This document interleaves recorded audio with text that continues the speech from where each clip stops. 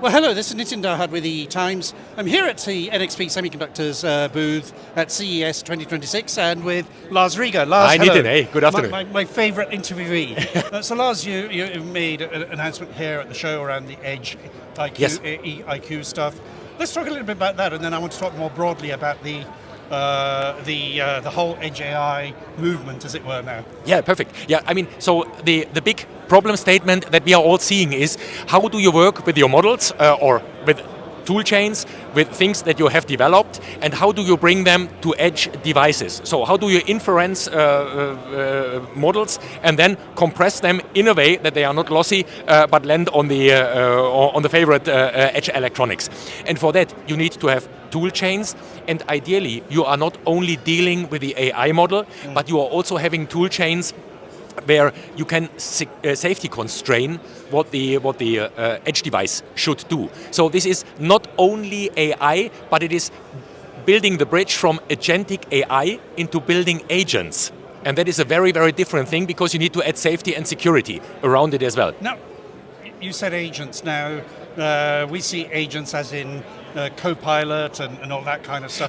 But sorry, I think what I mean is robots. Yeah, so I mean hardware agents, so intelligent systems at the edge that take over responsibility from the Nitins and Larses of this world, and you trust them and let them do the shopping, your fridge, your thermostat, heat the house, or do the rolling robot. Yeah. So one of the things you've been saying for a few years is your context-aware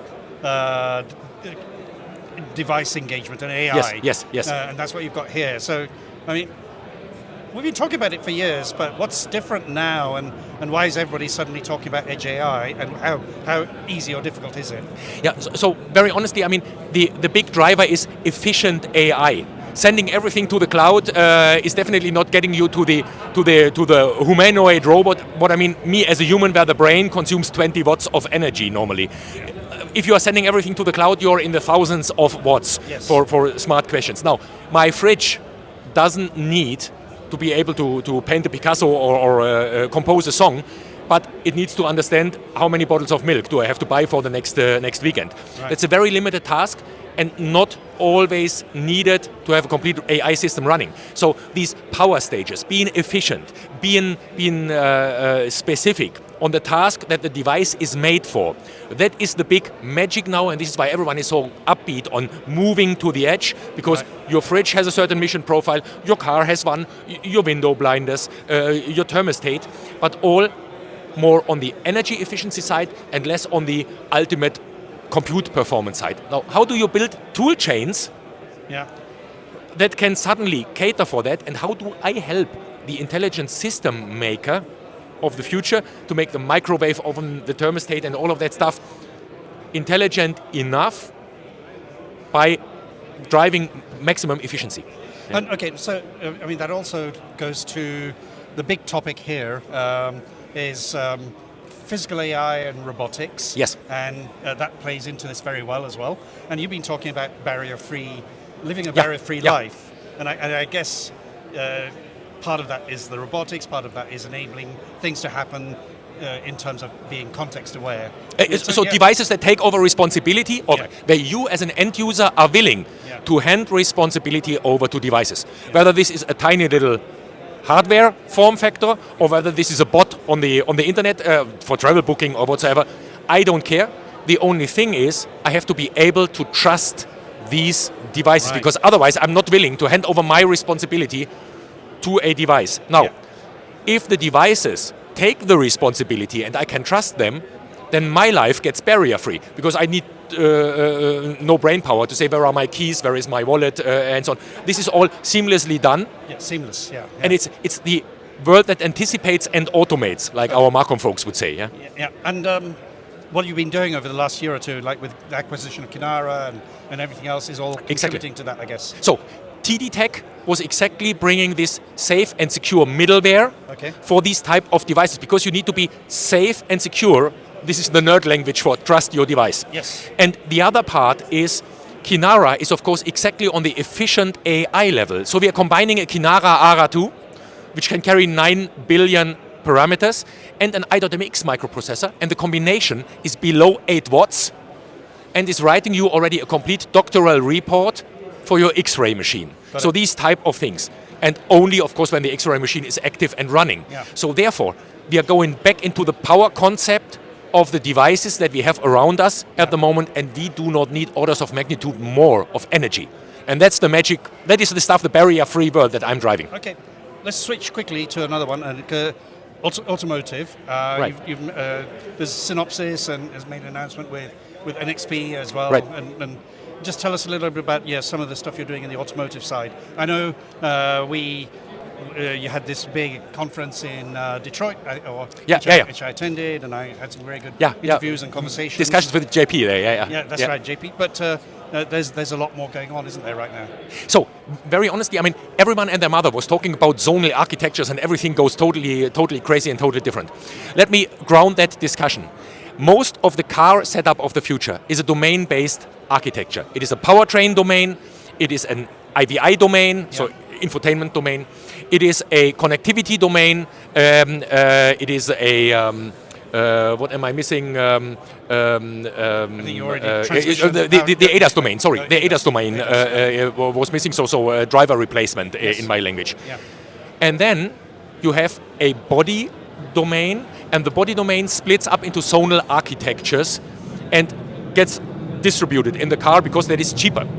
Yeah. Now, with all of these different functional blocks, ideally you have the ability to have one operating system everywhere, and you can move the functionality around. Got it. So either you have it on a big central networking gateway, so our big 5 nanometer S32Ns, or you have it in the body controllers, the zonal controllers, the S32K family, and so on.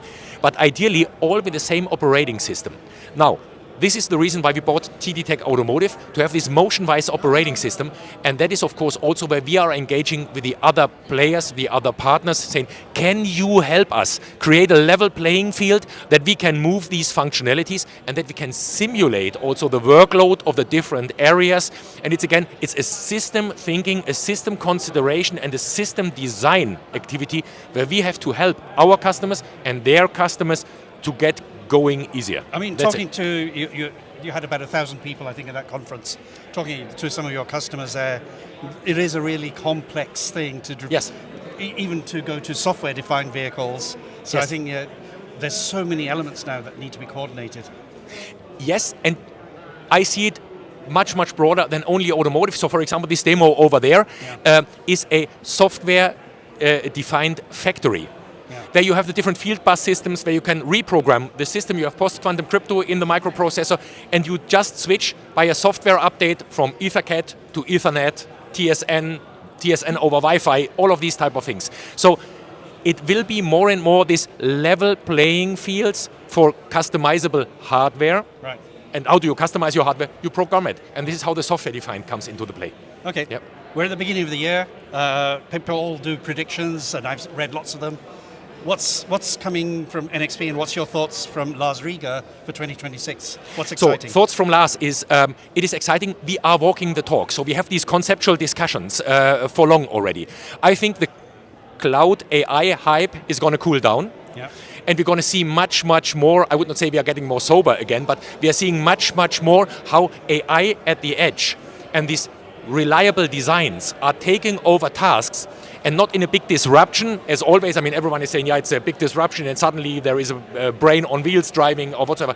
That is never going to happen. It is evolutionary. Yeah. It is a replacement of your own architectures, your smart thermostat, your smart fridge, and so on. They are gradually coming into play, and we will see that over the next 1, 2, 3 years, big time creeping in.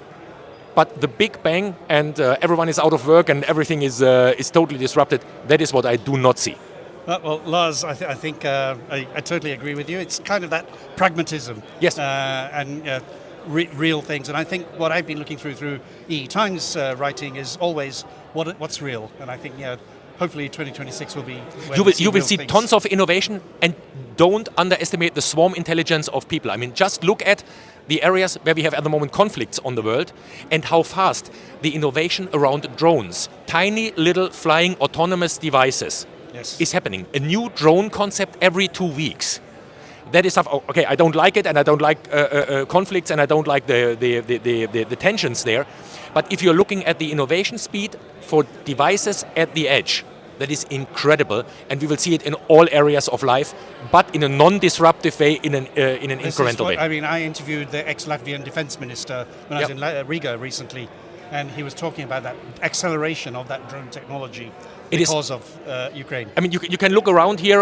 We have a lot of the flying stuff out there as well. Yeah. I mean, this is enormously fast-paced market, but following the same